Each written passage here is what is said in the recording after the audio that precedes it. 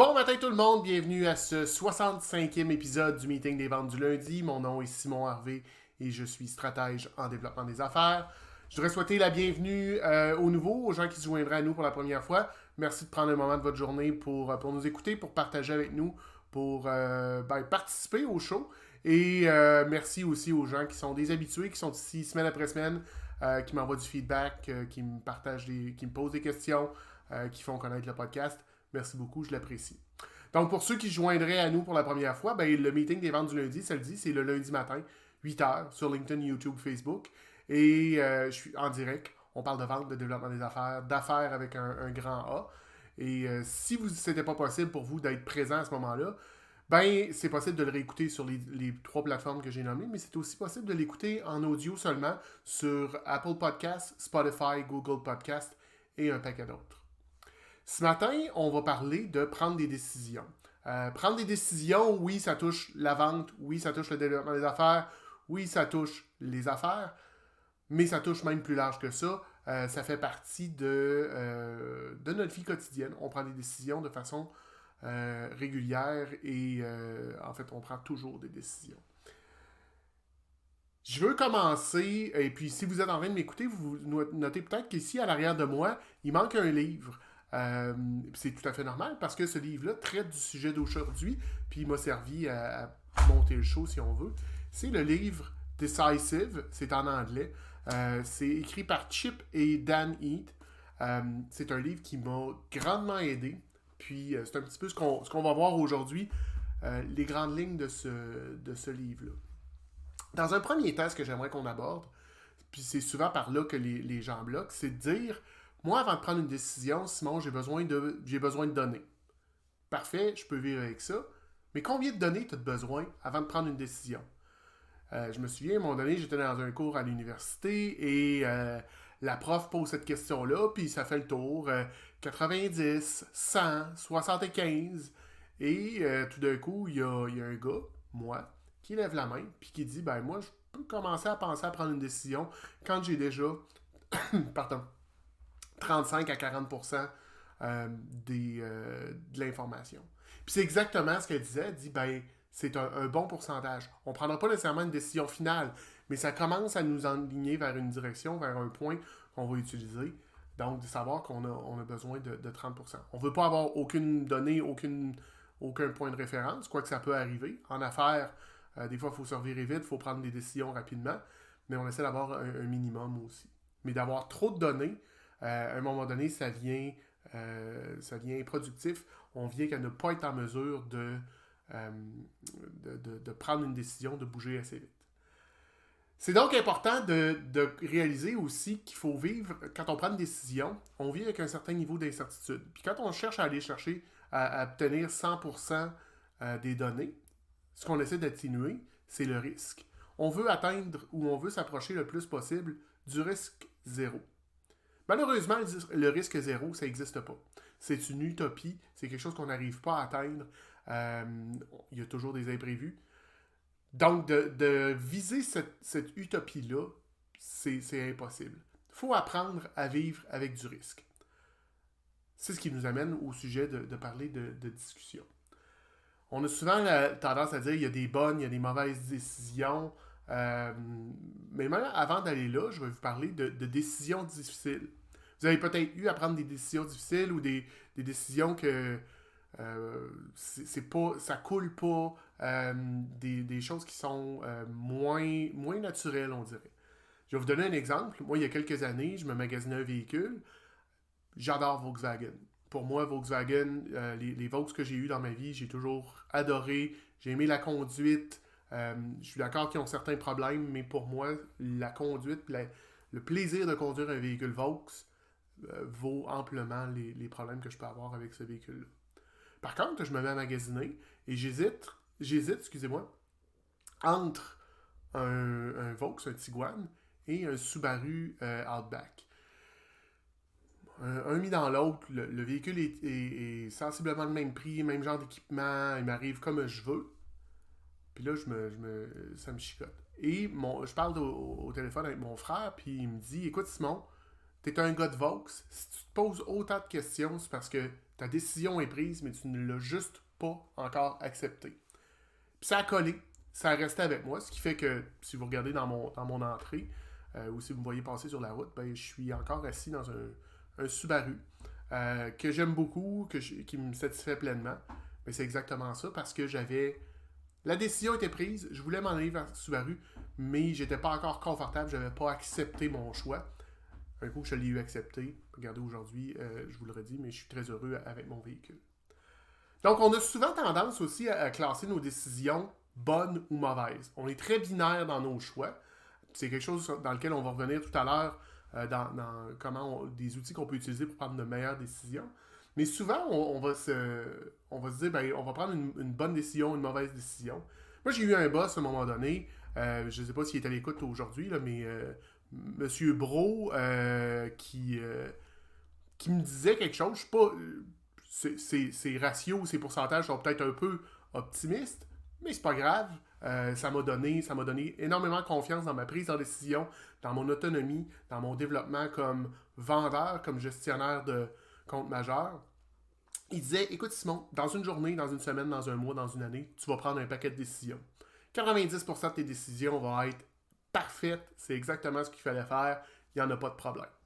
Il y en a peut-être un 6, 7, 8% qui vont être, tu sais, moitié-moitié, on va dire, mais comme décision. Ils ne sont pas parfaites, mais ils ne sont pas imparfaites. C'est pas une bonne décision, pas une mauvaise décision, c'est une décision.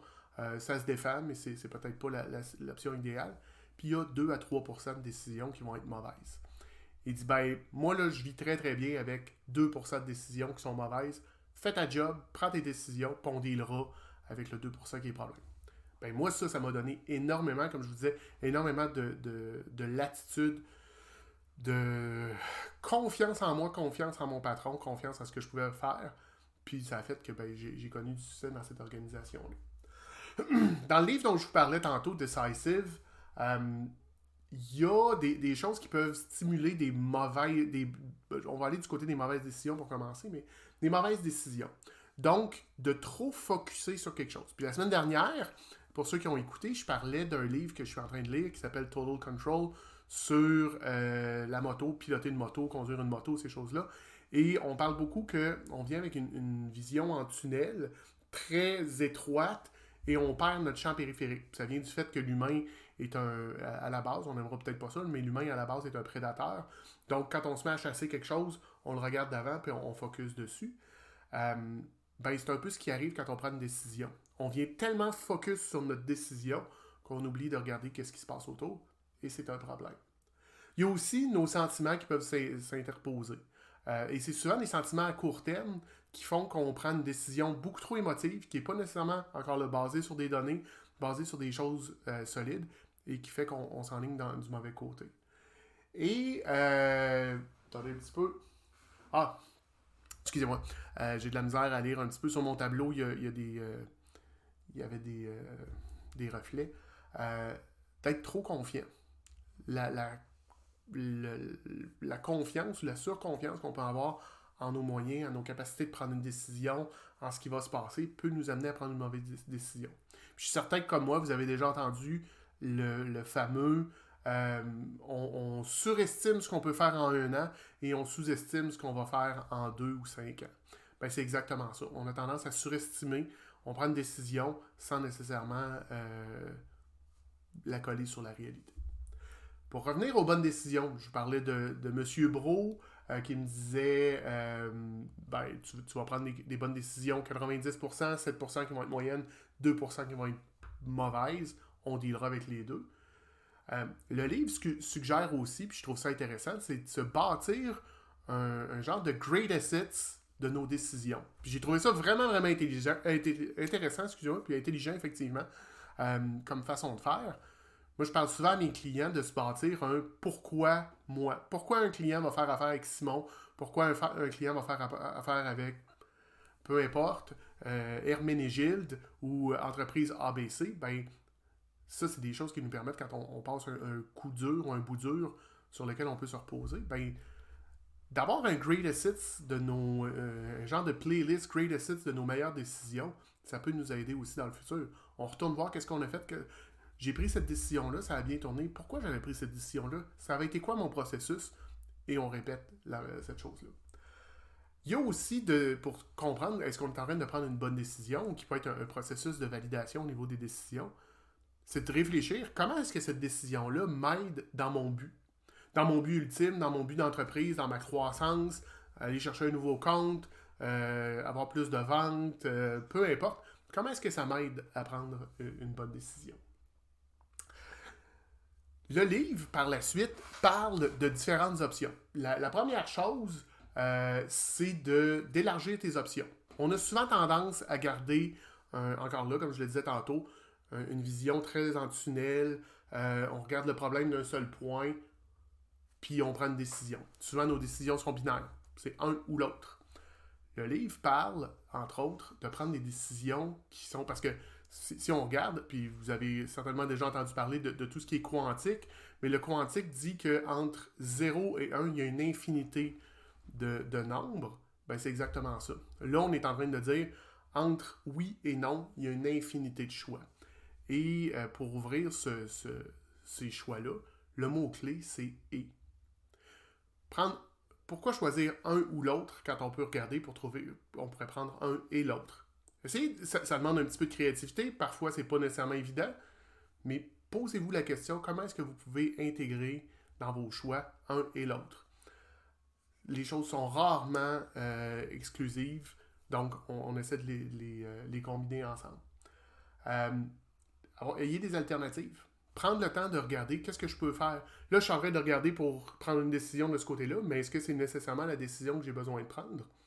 Est-ce que j'aurais besoin d'une alternative? Puis là, quand je dis alternative, c'est une ou deux. On va pas à 26 alternatives, parce que si on a trop de choix, un peu comme, puis si vous avez déjà travaillé avec moi, vous m'avez déjà entendu le dire, un menu de restaurant, si le menu est trop complexe, il y a trop de pages, on se perd. Si on a trop d'options dans nos décisions, on ne prendra pas de décision, puis c'est mortel. Mais une ou deux options, 3 peut-être, peut nous aider à débloquer. Une autre façon de réfléchir, de penser, de vous aider à trouver des solutions ou prendre des décisions, c'est plate un peu à dire, mais on n'est pas unique.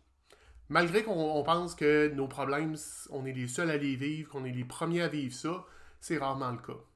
Il y a toujours quelqu'un qui a vécu quelque chose de similaire dans une autre industrie, parfois dans une industrie exactement comme la nôtre, mais il y a toujours, en fait, il y a souvent des précédents. Inspirez-vous de ces précédents-là. Inspirez-vous de ce que les gens ont pu faire dans une situation parallèle, une situation similaire. Allez vous inspirer de ces gens-là. Posez-vous aussi la question, aujourd'hui, si c'était mon successeur, c'était quelqu'un d'autre que moi, c'était la prochaine personne qui est dans mon département des ventes, quelle décision il prendrait et pourquoi? Ça peut vous aider à ouvrir vos horizons. Ensuite de ça, c'est de prendre un peu de distance.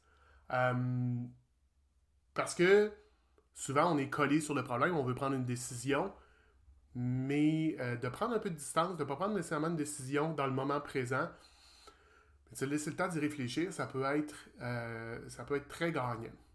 Par exemple, on peut se poser la question aussi pour valider ça. Dans un an, qu'est-ce que ça va avoir donné cette décision-là?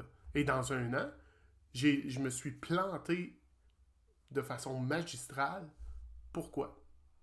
Ça nous aide à prendre une distance. Est-ce que je suis en train de prendre la bonne décision ou non? Parce qu'on est tous pareils, on est pris dans le quotidien, ça va vite, on a le nez collé dessus. De se détacher un peu, de se décoller le nez de l'arbre pour voir la forêt, ça va vous aider. Ensuite de ça, faire des petits tests. Je parle d'agilité régulièrement. Je parle de